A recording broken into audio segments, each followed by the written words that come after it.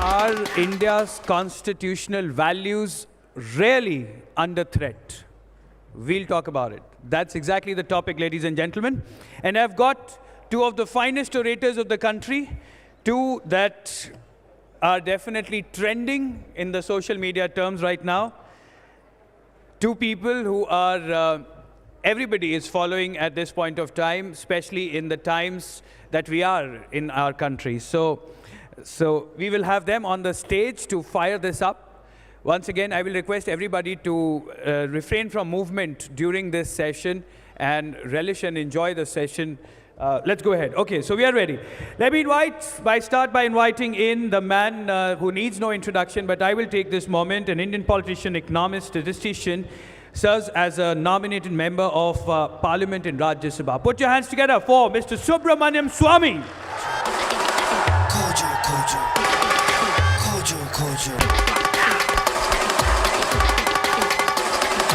Along with him, put your hands together for Mr. Asaduddin Owaisi, Parliamentarian of India and President of AIMIM. Welcome, sir.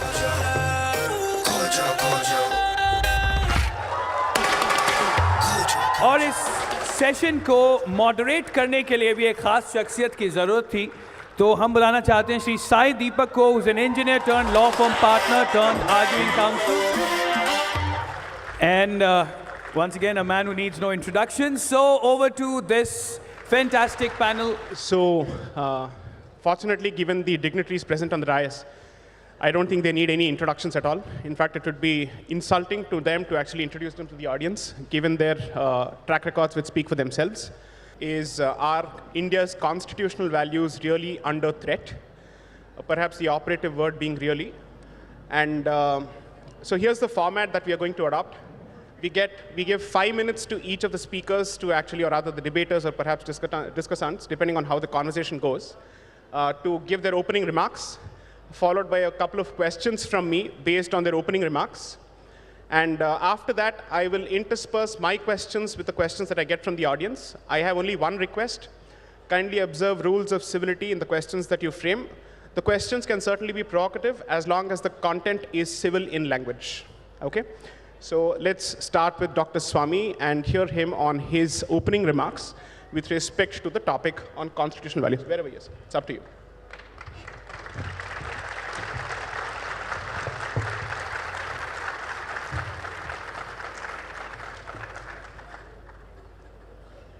Well, the issue that is posed is about constitutional values under threat now.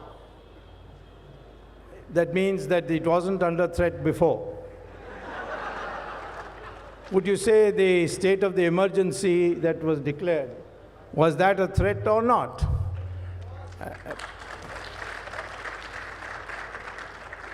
And the fact that in 1951, against the advice of Dr. Ambedkar and everybody else, Jawaharlal Nehru brought in an amendment which is called the First Amendment of the Constitution, where he said that liberty, freedom of speech, all will have to be subject to certain conditions. And a new article was inserted into the Constitution called 19(2), which now outlaws speaking about seditious matters. It outlaws protesting, which is of breaking laws. It's a whole lot of restriction which was not there in the original Constitution adopted on the 26th of January 1950. So the threat to the Constitution has been going on for a long time, but we also have noticed that people have struggled, fought against it. For instance, the emergency had to be withdrawn, and the people showed what democracy means to them, because the most educated sections of India, that is South India, the 4 states of South India, voted for Mrs. Gandhi in the election, and the most uneducated part of India, which is North India, voted against Mrs. Gandhi and defeated her. So it's wrong to say that education is what prepares you for the Constitution. Most Indians have not read the Constitution. The Constitution has many things which I'm sure Mr. Owaisi will never agree is a constitutional value. For instance, Article 48 says there shall be a ban on cow slaughter. I'm not sure he will agree on that. Constitution, Article 44 says there shall be a uniform civil code. I don't know whether he'll agree to that. Article 351 of the Constitution says that Hindi, which will be the link language, shall have largely Sanskrit words and secondarily words from other languages. I don't think that many people in our sophisticated world would agree to that. So the real problem today is, what do you mean by constitutional values? Can you sit in dharna with children when the Juvenile Justice Act says that taking children to illegal demonstrations is a crime punishable by 7 years? I have not seen anybody being punished yet on this Shahadeen or whatever place demonstrations have taken place. So our liberty has gone much beyond the Constitution, and it is under no threat whatsoever. Thank you. Mr. Owaisi.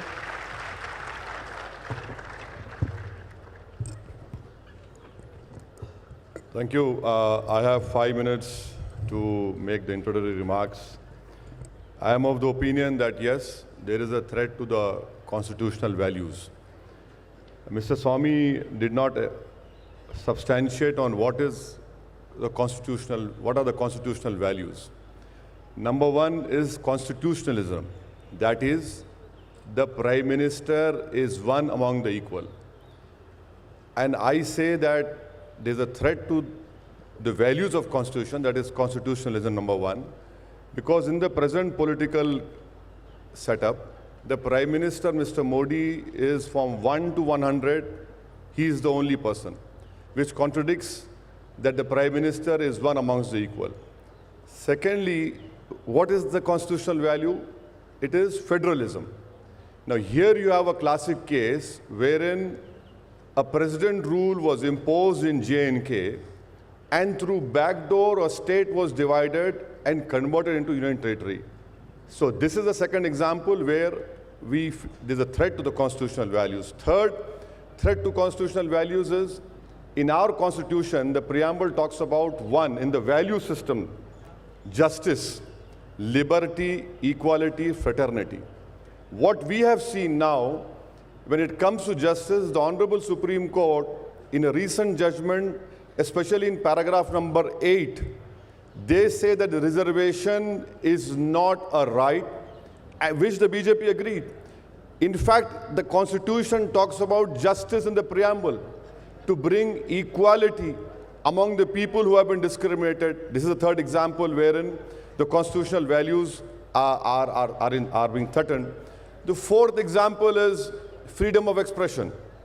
Freedom of expression is a fundamental right in our Constitution, which can rightly be called a constitutional value. You have seen, I have seen, you have read how under the pressure of this government, many editors have been changed of various newspapers and portals. I'll give an example of how liberty is threatened. You have a school headmistress and a parent of a daughter who were charged under sedition and put in prison because the daughter of that woman, who's a widow, had said something against the Prime Minister. So the mother was punished and the headmistress was punished, and they were lodged in jail for a period of 2 weeks. That is a threat to liberty. So these are important issues. There is a definite threat to the constitutional values, and no one can deny that. So and the last and important point is that when I say there's a threat to the constitutionalism, that is, we have separation of powers, which is again part of a basic structure of Constitution. Here you have a Prime Minister who has weakened legislature, who has weakened judiciary, and now what we hear is that the Prime Minister is a genius. I don't agree with that statement. In fact, I can say Mr. Swamy is a genius, but he took wrong decisions, wrong political decisions throughout his life. That is his systematic wrong-making decision. And please remember, Constitutional values are fundamental rights. They are not directive principles. And to counter the point of Mr. Swami, as far as protection of cow is concerned, when the Constitution was being drafted, it included Mr. Shama Prasad Mukherjee. The Constitution doesn't talk about the Hindu values. When it comes to protection of cow, the Constitution talks about economy, how it should be protected. Thank you.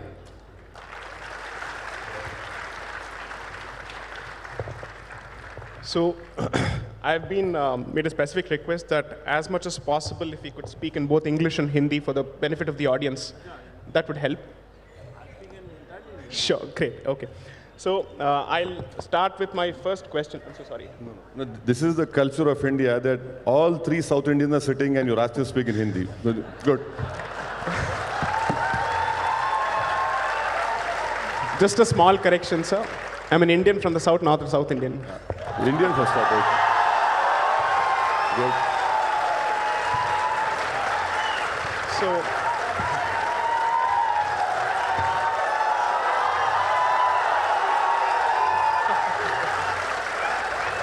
So I'll start with my first question to Dr. Swami.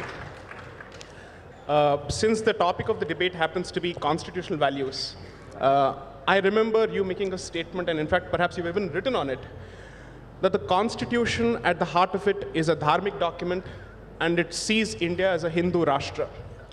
And I suppose that this entire statement or conclusion comes from your experience with handling constitutional law and having read it. For the sake of the audience, could you please enlighten us as to what is the basis of this statement?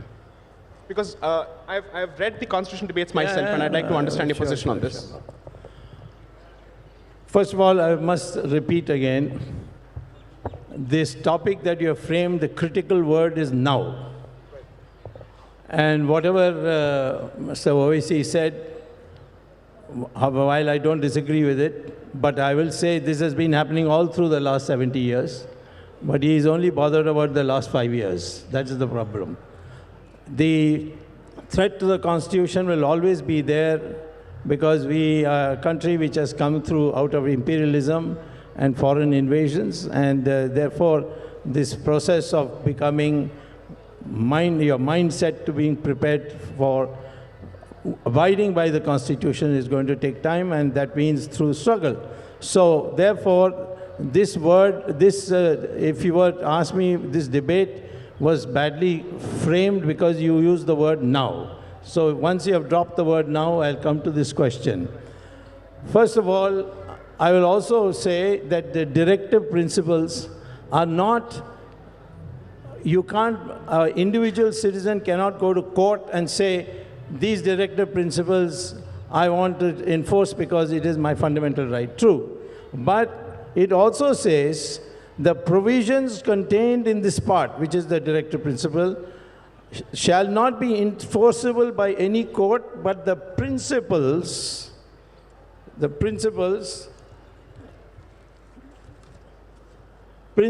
therein laid down are nevertheless fundamental to the governance of the country, and it shall be the duty of the state to apply these principles in making laws. So it is not a fundamental right of mine, but it is binding on the government to implement it. So it is a mandatory provisions, number one. Number two, when I spoke about this question of this being already a Hindu Rashtra's constitution, I don't need a new constitution, because people were saying there should be a new Hindu Rashtra constitution. I said, why? It's already there. All that the Hindu Rashtra would require is already there. First of all, in the preamble, they have said faith is a fundamental right. So in this Ram Janmabhoomi, we won the case because my petition, which came in and said that my faith is that Ram was born here, and that I have a fundamental right to pray there. Whereas a mosque is a place to read namaz, and namaz can be read anywhere, including in my drawing room, even on this place. So this distinction showed that we were able to use the word faith for a religious purpose, which is dear to us. Second, Uniform Civil Code has to be enforced by the government. That's what the Constitution says. Protection of cow is here. It's not on agriculture. It's a ban on cow slaughter. I'll read it out because owaisi is a highly educated lawyer. So lawyers never tell the truth. So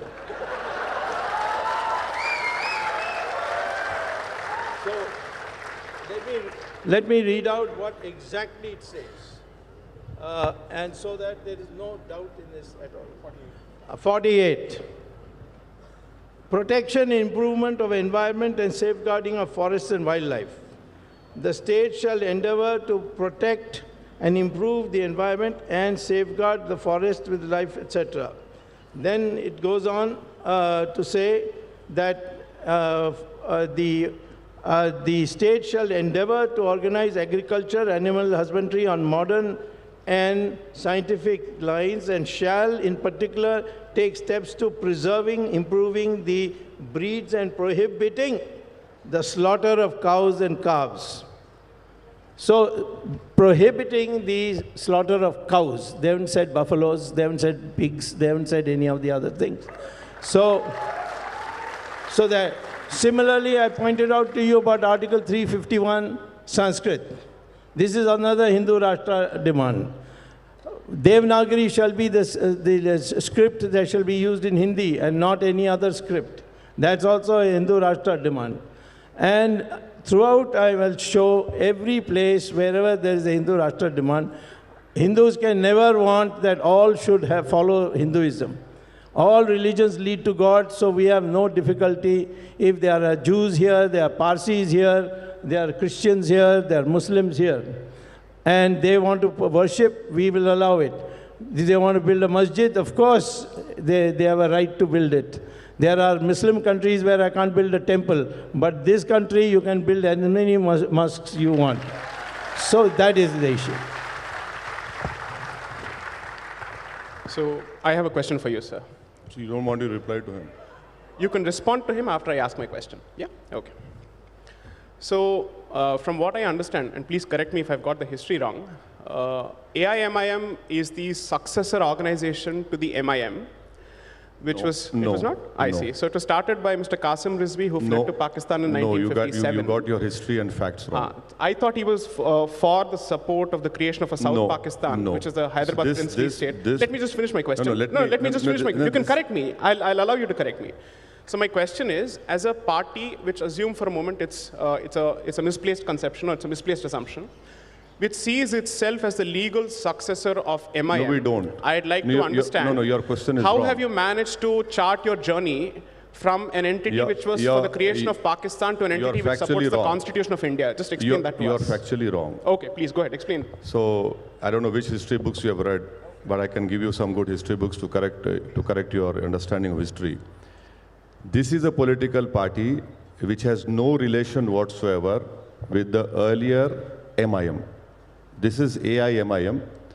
People who were called Razakars, they went to Pakistan. We have no connection whatsoever with the Razakars or with that MIM, which is called. This was a party which was established and registered in the Election Commission of India. We started our political journey in 1958 onwards. And when you register a political party, you have to subscribe and accept to India's constitution. And that is how this political journey has started from 1958 onwards. Okay.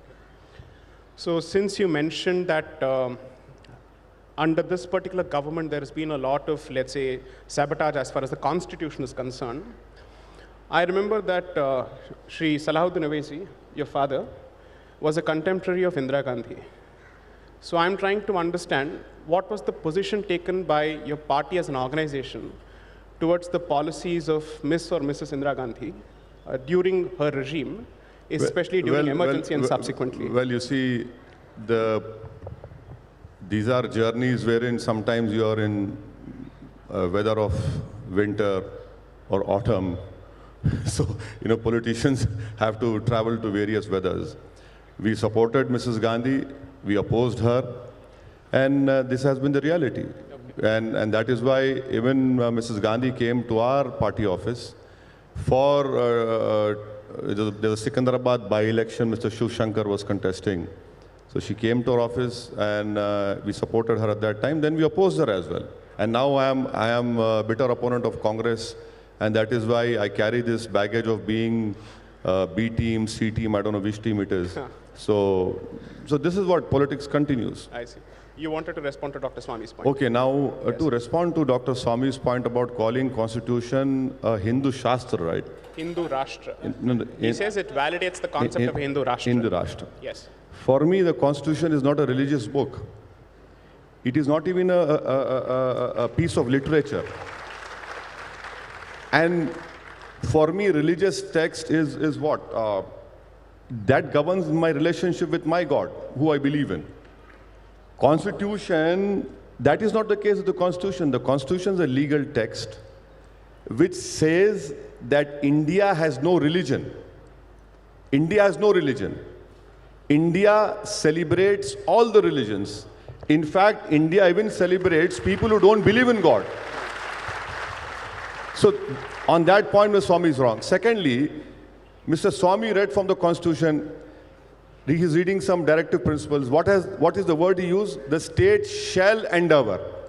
Now, as a legal student, I am not a legal luminary, Mr. Swami. He is a rightful successor of Lord Denning, I can say that. So, the word shall and word may means is mandatory. The word shall is not mandatory. It's the other way around. Okay. No, it's the other way around. Let me Plain English means the other way around. Let me complete. Endeavor. Now, endeavor, when it comes to endeavor, is it compulsory in the government? No. And when you talk about, sir, that cow slaughter, you read earlier, can I just pass me that? 1 minute. I could have got it there.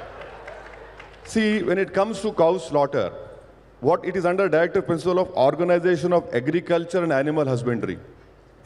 Organization of Agriculture and Animal Husbandry. So where is the question of acceding to the Hindu religion over here? And please remember that when Constitution was being made, Shama Prasad Mukherjee was there. And then Mr. Swami talks about directive principles. He talked about Uniform Civil Code. Let me read 51B.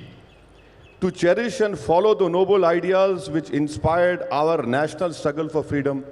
He is against protest. How did we get our freedom?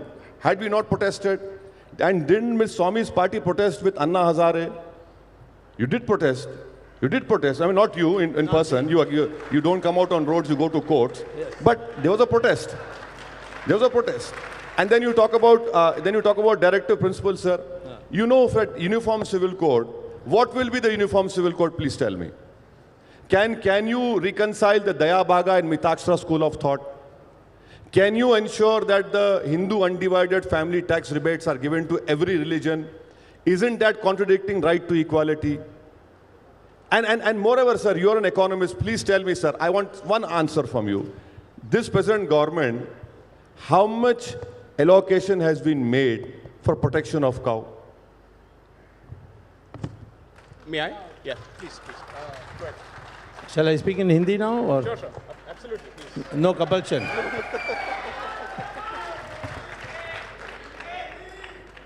All right. अब आधा हिंदी आधा अंग्रेजी. अंग्रेजी हो गया है तो बाकी सब हिंदी में अब. यहाँ जो लिखा है वो जो इन्होंने पढ़ा है उससे भिन्न है.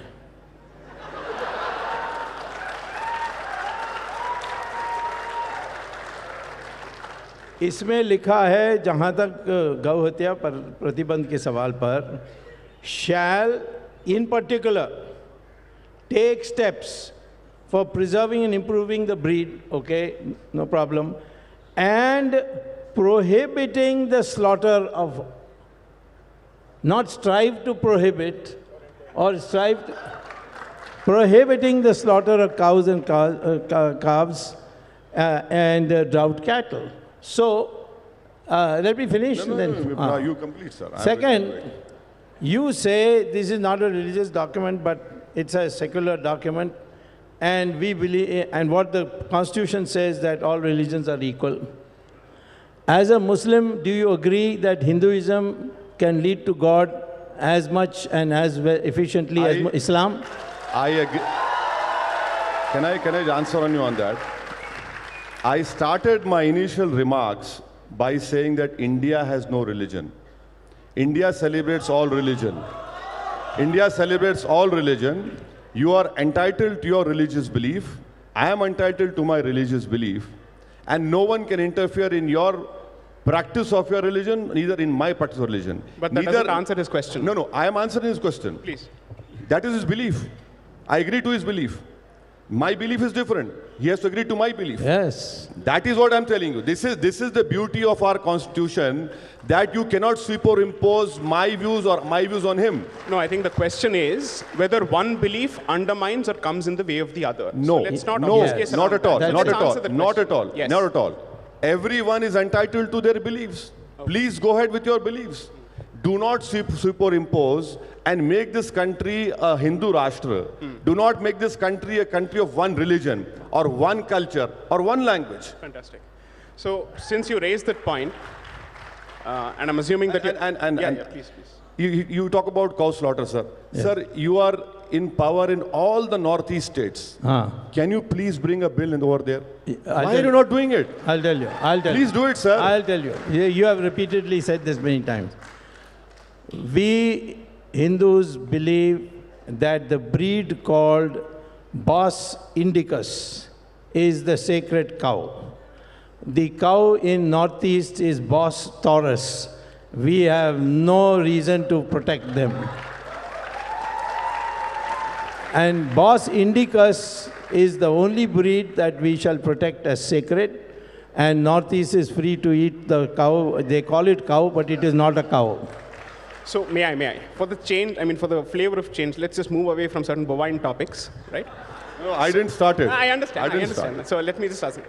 So since you seem to have a fundamental problem with the concept and idea of a Hindu Rashtra, and I'm assuming that you have a problem with it after understanding what it is about, could you please explain for my understanding and for the audience's understanding as to what do you understand by the word Rashtra? How is it the same as Rajya, or is Rashtra is it different from Rajya, or is it the same as Rajya? Could you please explain that for us? You see, the word nation has been used. अगर आप चाहें तो हैदराबादी उर्दू में भी बात कर सकते हैं, sir. कोई बात नहीं. The word nation has been used in the preamble. So I'm talking about Hindu Rashtra. No. I'm happy with that. Right. Now, You're happy with that? Okay. When you talk about Hindu Rashtra, then you go to the Savarkar's ideology, what he wrote, that Muslims and Christians do not believe, because India is not a holy land, or their Putra Bhumi or Matru Bhumi, right? Yeah, exactly, that is there. When you talk about Hindu Rashtra, then you go back to what Golwalkar said in 1930s. He said that if Muslims have to live in India, they should be denied citizenship right, which one step has been taken under CAA now. When you talk about Hindu Rashtra, it was the RSS, let me answer, or you can come and sit here. I would request members of the audience to maintain decorum, and trust me, all questions will be asked. Please. It is the Hindu Rashtra, when you ask Hindu Rashtra is, that it took RSS, after it was banned, to accept in writing that they will accept even the national flag. When the national flag came out, there is an article signed by RSS people in organizer that they say we do not believe in these three colors because it is inauspicious. It still doesn't answer my question as to I'm explaining to you. According to I am explaining, sir. What is Rashtra according to you? That is what is Rashtra. To change India's diversity, to change India's pluralism, and to make it a nation of one religion, wherein one religion has domination, to change the basic structure of the constitution. That's it. May I? Please. Do you agree that in English there's a distinction between nation and country? I am speaking about in Indian context. No, I am speaking about Indian context. Very straightforward question. No, I am straightforward giving an answer. There's a distinction between nation and country? I am giving you a straightforward answer in relation to India. Right. I am giving you that answer. I am not concerned about what Her Majesty the Queen does. Fine, fine. So let me ask this question. When it comes to interpretation of non-Hindu religions in India under law or in any of the Islamic seminaries, which book which traces its origins to India is relied upon for interpretation of either Islamic law or Christian canon law?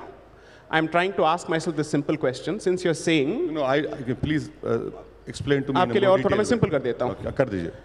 जब आप फतवा जारी करते हैं, and I'm using the word fatwa as a legal finding, a judicial finding, not in the negative sense. Okay?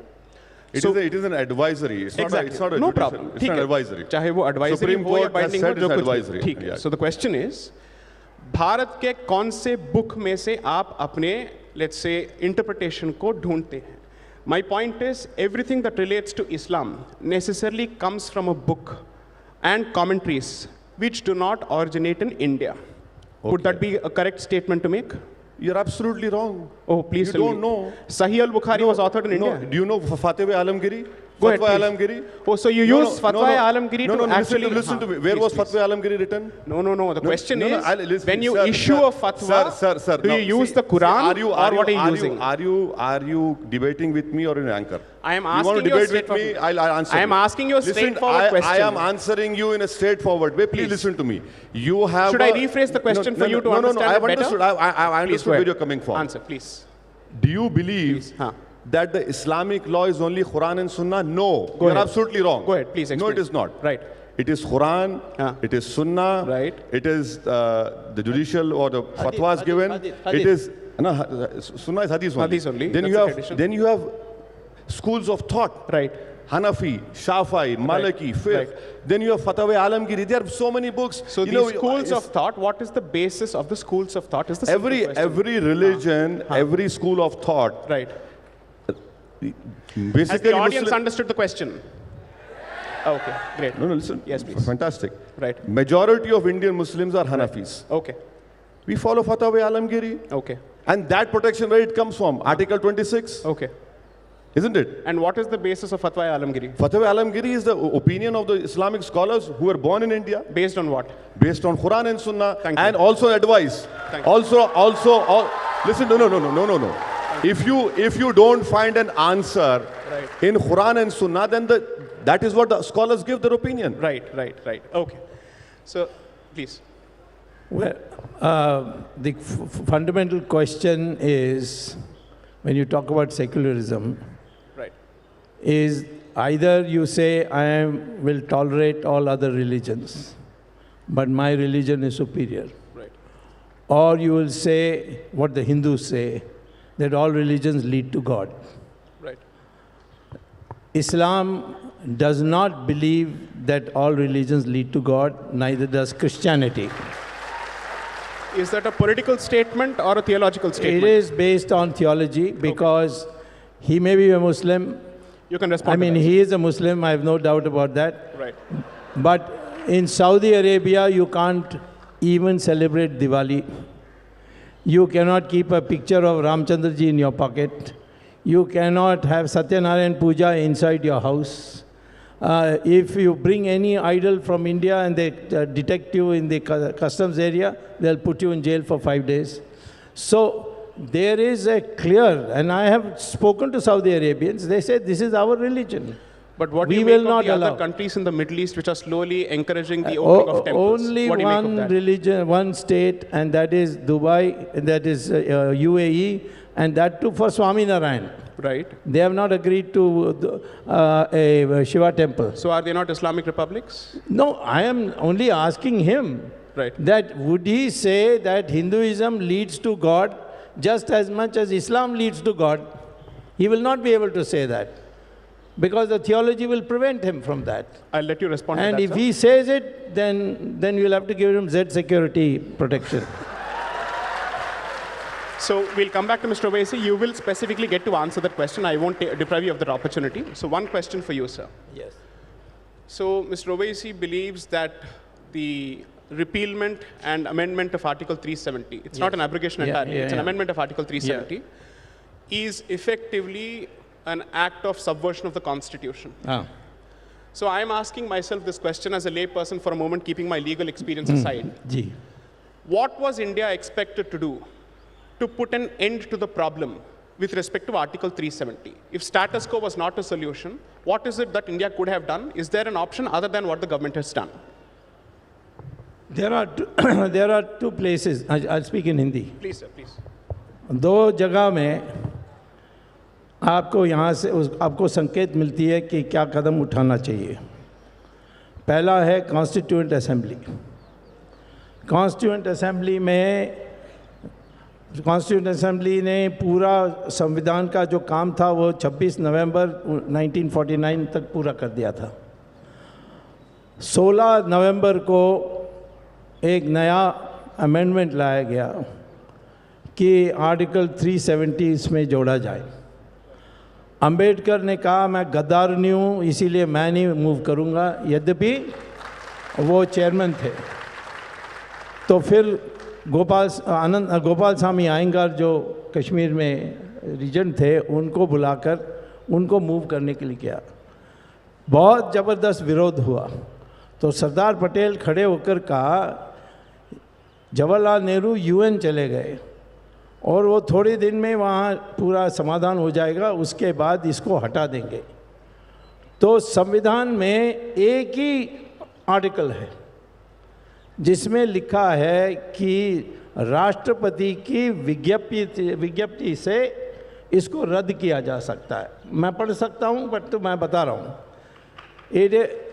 और headline में लिखा है temporary provision to the state of Jammu Kashmir. Jammu Kashmir में भी एक कॉन्स्टिट्यूएंट असेंबली थी जिसने एक जम्मू कश्मीर के लिए कॉन्स्टिट्यूशन बनाया. उसमें इन्होंने लिखा है कि Jammu and Kashmir is an integral part of India. 370 का कोई लिंक है ये सब कुछ कहीं भी लिखा नहीं है. तो जब टेम्पररी प्रोविज़न है इसको हम कैसे परमानेंट कर सकते हैं? और हमने कोई फतवा नहीं जारी किया. हमने पार्लियामेंट में बिल को लाए और ये यानी अप्रूवल बिल लाए. माने बिल तो ज़रूरत नहीं थी क्योंकि राष्ट्रपति ने विज्ञप्ति जारी कर दिया, बट उसको अप्रूव करने के लिए कि हाउस अप्रूव्स दी राष्ट्रपति's नोटिफिकेशन, वो ऐसा हम ला करके किया. सारे जो भी कुछ हमने किया हमने कॉन्स्टिट्यूशन के हिसाब से किया. किसी ने उसको चैलेंज नहीं किया अभी सुप्रीम कोर्ट में, उसको कह के कि ये कॉन्स्टिट्यूशनल नहीं है. तो सिर्फ ये कहना 370 ये इसमें कोई आधार नहीं है. It was temporary. 70 साल टेम्पररी रहा है. हम तो 5 साल में इसको ख़त्म कर दिया है. तो हम तो इसको असली टेम्पररी मानते थे, परंतु जो पहले सेक्युलर लोग थे वो इसको परमानेंट ही मानते थे. तो 370 के ऊपर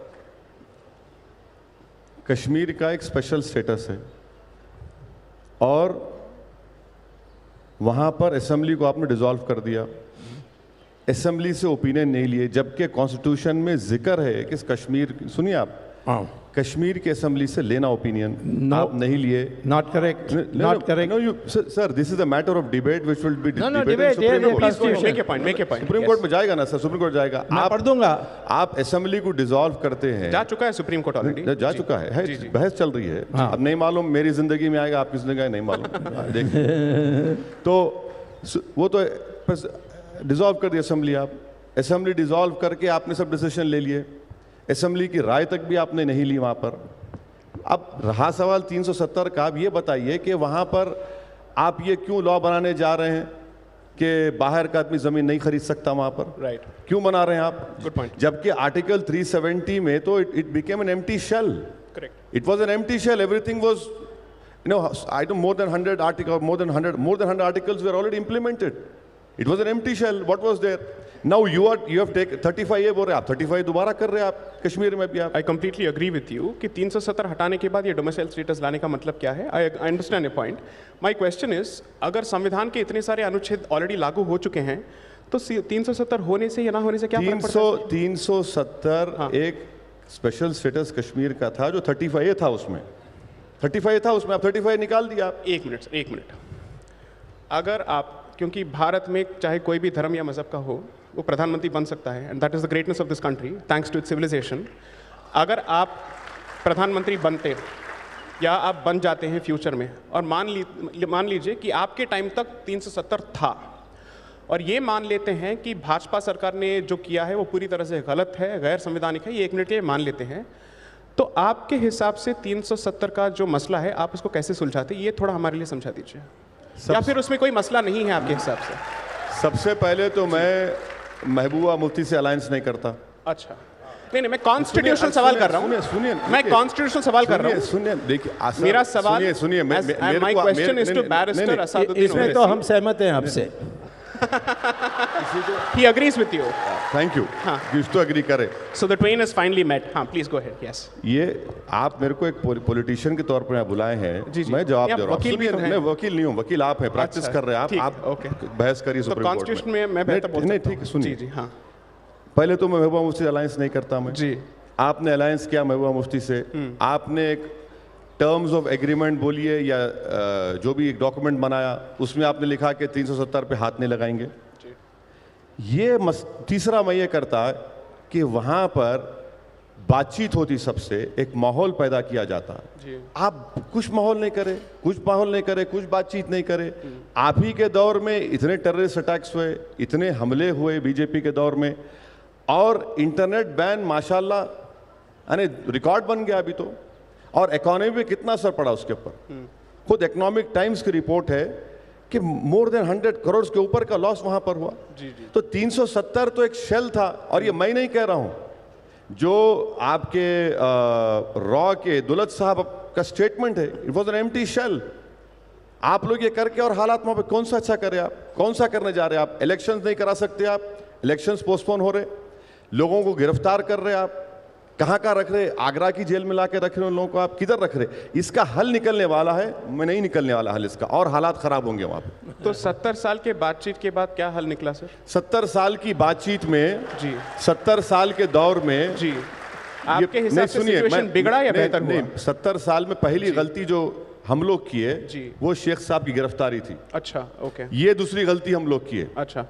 उसमें बीच में 1986-87 में एक फ्रॉडुलेंट इलेक्शन हुआ, जिसका खैमियाजा वहां पर भुगतना पड़ा। जी। और ये चीज आप देख लीजिए, आप आज आपके पास वहां पे खामोशी है। कश्मीरी लोग बड़े चालाक होते हैं, बहुत चालाक होते हैं। वो कभी भी रिएक्ट नहीं करेंगे जब आप चाहते। आप देख लो, उनकी हिस्ट्री है पूरी। आप तो देखिए उसको।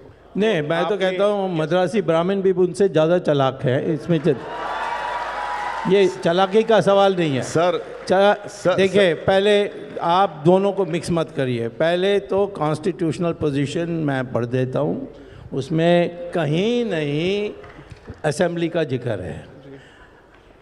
Notwithstanding anything in the foregoing provisions of this article, the President may, by public notification, declare that this article shall cease to be operative or shall be operative only with such exceptions and modifications, and from such date as he may specify, provided that the recommendation of the Constituent Assembly of the state referred to in clause 2 shall be necessary before the President issues such a notification. Now, Constituent Assembly completed its deliberation and presented a constitution in that there is no reference to Article 370. There is only one in the preamble which says that Jammu Kashmir is an integral part of India, and there is no question of consulting the Assembly. स्वामी साहब, जम्मू कश्मीर यकीनन हिंदुस्तान का अटूट हिस्सा है और रहेगा। वहाँ पर कॉन्स्टिट्यूएंट असेंबली की जो बात आई है, आप उसको प्रेसिडेंट को इख्तियार नहीं है। मेरा मानना यह है, प्रेसिडेंट को इख्तियार नहीं है। असेंबली को डिसॉल्व करके आप आप स्टेट को डिवाइड करके यूनियन टेरिटरी नहीं बना सकते, मेरा स्टैंड है।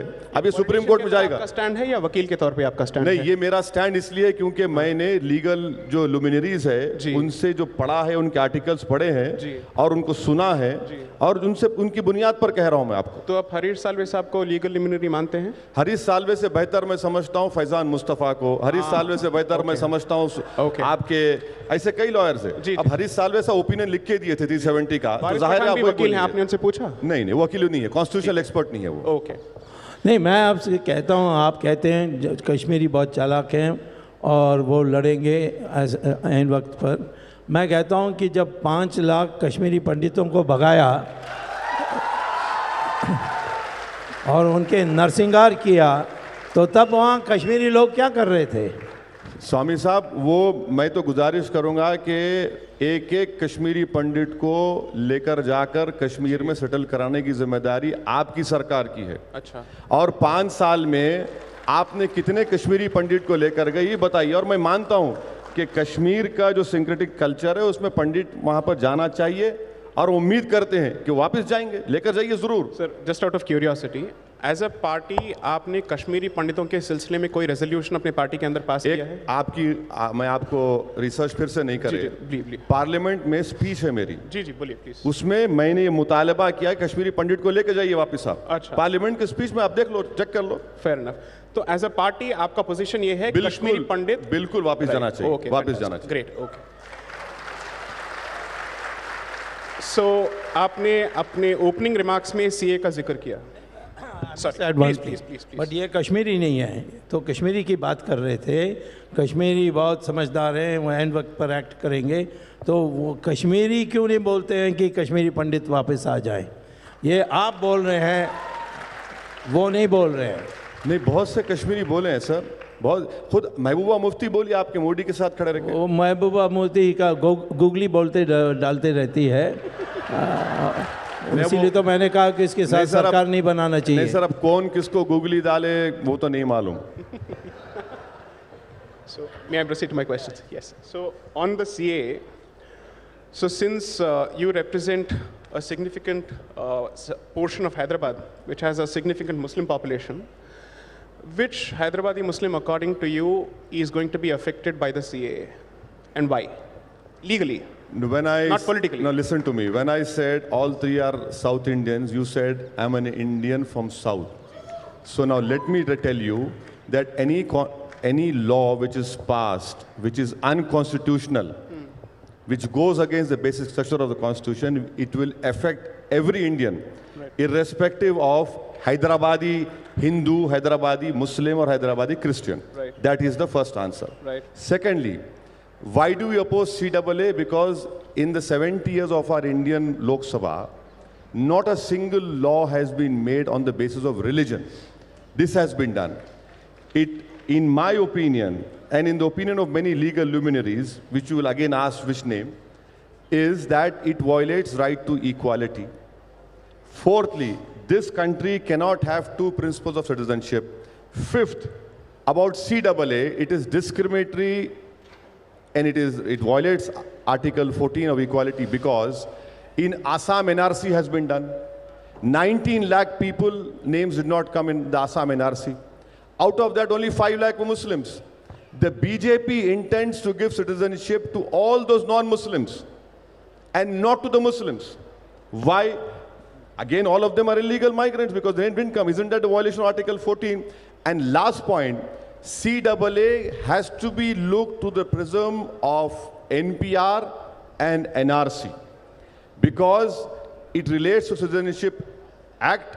These are the rules which were framed when Atal Bihari Vajpayee was in power. That is why we oppose CAA, NPR, NRC, and please don't exclude me from your thought of India. So I'm assuming that you're equally for Ahmadiyya Muslims from Pakistan for their entry into India. Is that the position? I am saying you removed the word religious minorities and bring everyone. So who's stopping you? So here's my question. If I may, so sorry. The treatment that Razakars under the Nizam meted out to Hindus in Hyderabadi Princely state is the same treatment that Hindus No, in you are Pakistan. jumping from CAA. Look, my hold on. answer Let me has finish my touched a question. raw nerve in you. Let me finish I know, my and see, my answer has touched a raw nerve in you. एक minute. Now look at your thought process. मैं अपना From CAA, you can drink water if you want. No, मैं From अपना सवाल तो खत्म कर दूं, from सर. मैं अपना सवाल तो CAA, खत्म you कर दूं. have jumped to Razakar. My point I have is- told you, no, listen to me. You're I have turning me told into a you. debater from a moderator. I'm just you're asking not you a a question. moderator. I'm asking you a question. You are trying to become another Subramanian Swami, which will never happen in his life. I agree that there can never be another Dr. Swami, and I don't aspire to be him as well. Let me just ask this question. आप सवाल से इतना क्यों डर रहे हैं? मुझे तो सवाल तो पूछने बैठा हूँ दीजिए. सर. तो मुझे पूछने दीजिए ना. मैं इस प्रोग्राम में इसलिए आया हूँ क्योंकि मेरे को मालूम है पूरे आरएसएस We के लोग know. बैठे हुए We इसलिए आया हूँ appreciate मैं. your guts. Absolutely. So here's my thing. One, to be fair to the audience, I think the audience. आप बोलिए, मैं आपका बोल देता सवाल हूँ. बोलिए. I think the audience has been fairly open to both points of view. ठीक है, आप बोलिए. आपका सवाल क्या है? मेरा सवाल ये है कि जो ट्रीटमेंट रज़ाकर्स ने हैदराबादी हिंदुओं के साथ किया था, पाकिस्तान में हिंदुओं के साथ वही हो रहा है. Therefore, there is a specific persecution which is based on religion. जब प्रॉब्लम का बेसिस ही रिलीजन है, तो सोल्यूशन का बेसिस रिलीजन क्यों नहीं हो सकता? ये थोड़ा समझा दीजिए. इसलिए नहीं हो सकता. जी. इसलिए नहीं हो सकता क्योंकि भारत का कोई रिलीजन नहीं है. अच्छा, उनका तो रिलीजन है. भारत का नहीं है जो religion. मर रहे हैं उनका तो रिलीजन भारत है. का रिलीजन नहीं है. आप मेरे को मालूम, आपको पाकिस्तान की बड़ी मोहब्बत है, मेरे को नहीं है पाकिस्तान से. सुनिए, आपको पाकिस्तान से बड़ी मोहब्बत है, अफगानिस्तान से है, आपको बांग्लादेश से. मुझे नहीं है सर. मुझे भारत से मतलब है और हमेशा रहेगा. रहा सवाल परसिक्यूशन का, आप परसिक्यूशन के ऊपर लेके आइए ना. कौन रोक रहा आपको? कौन रोक रहा आपको? तो let's ask ourselves this question. Recognize persecution but ignore the cause of the persecution is the solution. Persecution is persecution. Now, explain that to me, listen to me. Please. अगर कोई हिंदू पाकिस्तान से आकर भारत में रिफ्यूजी बनता है तो मुझे उसका गम नहीं है. रिफ्यूजी तभी बन सकता है जब वो परसिक्यूटेड है. सर, और मैं वकील हूं, वकील के तौर पे एक पॉइंट बोलने दीजिए. अच्छा, रूल्स में बताइए. अब ये CAA रूल्स में डिफाइन कर रहे, क्या परसिक्यूशन डिफाइन कर रहे? अगर वो रिलीजियस परसिक्यूशन हो चुका है, डिफाइन ही नहीं कर रहे ना. आपने डॉक्यूमेंट्स देखे? आप मेरी बात सुनिए. मेरी एक बात सुनिए. पाकिस्तान से कोई हिंदू आता है, अफगानिस्तान से आता है, बांग्लादेश से आता है, कहीं से भी आता है. लीजिए, आप रिलीजन के ऊपर कानून क्यों बनाए? आप एक्सक्लूड क्यों कर रहे हैं? ये राइट टू इक्वालिटी के खिलाफ है. कोई अंतर करता है तो कानून अनकॉन्स्टिट्यूशनल है. एक मार रहा है और दूसरा मर रहा है. आपके हिसाब से कानून दोनों के बीच में अंतर नहीं कर सकता है. Thank you. I understand. That's your understanding of the constitution and I understand you're no more a lawyer, so I'm with you. Okay. So let's take one or two questions from the audience. Yes, sir. Please. Just one correction. He mentioned Article 14. Right. Said is equality before the law. There are a number of Supreme Court judgments which interpret Article 14. But I will not read them. I'll give you a very simple example and ask him how he would treat that example. Today there is reservation for scheduled castes in jobs, in education. But there are no reservations for Brahmins. So can I say equality before the law, I should also get reservation if scheduled caste gets reservations? This question came before the Supreme Court. And what did the Supreme Court say? Article 14 would apply only when invidious discrimination is meted out to equals and similarly circumstanced people without any rational basis or relationship in that behalf. Now, in this particular case, these people who have come from Pakistan, and they were originally, there was the statement of Mahatma Gandhi in the prayer meeting that he would like to see the partition undone and that he plans to go in February, that is a few days before his after his assassination, so he could not go. Therefore, he said, those who are there can stay there. But after that, Gandhiji was assassinated. Then Jawaharlal Nehru had a meeting with the Prime Minister of Pakistan called Liaquat Ali Khan, and both resolved that the minorities of both countries will not leave because they'll be safe, they'll be protected. But Liaquat Ali Khan was assassinated. And after that, the persecution started. And when these religions, this is not only Hindu religions, Hindu, Sikhs, Buddhists, Christians and Parsis. 5 religions are there. The persecution started, they were 30% of Pakistan's population, and slowly over a period of time they have now come down to 3%. And therefore, these persecuted people who have been coming from 1947 onwards have been living in camps because they have been treated as stateless. They have been treated as illegal immigrants. They can't get an Aadhaar card. They can't get a passport. So they have to get a dole from the government and live in tents. So in order to end this, and the last person who urged us in this, for which we have a tape, Manmohan Singh, as leader of the opposition in Rajya Sabha, said, please, Mr. Advani, please have some kindness for these people and give them citizenship. And therefore, that is what all we did. It is only restricted to that group of 31,313 in which no Muslim came from Pakistan saying that he is being religiously persecuted. Other Muslims who came, we offered them citizenship on the individual basis, like Tariq Fateh. He said no, he'll take Canadian citizenship. Taslima, she took Swedish citizenship. But the Adnan Sami, he took Indian citizenship, and everybody is criticizing us for giving him citizenship. Right. So therefore, please don't connect this with equality. Article 14 does not apply here at all. It is no question of being unequals being treated as equals. If Mr. Owaisi wants to say something, please have the last word. Please. I just want to know from you, so you feel that the recent Supreme Court judgment on reservation is right? What did they say? That I didn't follow it. They said what you just said. That is... promotion, on promotion. Yeah, not only promotion, appointment and promotion. No, appointment they did not say. They said, sir, in paragraph 21. Then I'll have to, we'll have to have another debate with you. In paragraph 21, they did say that. No, we'll have another debate because you're all the time misquoting, so I've got to make sure that you're not I never misquote, sir. I'm telling you, paragraph 8, your government agreed. Paragraph 21, next they debate, said in appointment. Debate. Okay, thank you. It's always a pleasure to debate you, so I'm ready for another debate. So, on behalf of the organizers and the audience, I thank both participants, especially Mr. Owaisi for his patience with all the questions, and for the audience for putting up such a wonderful show. And I hope that I've done some justice to your questions, and Dr. Swami for all the time that you've given us. Thanks a lot. Thank you.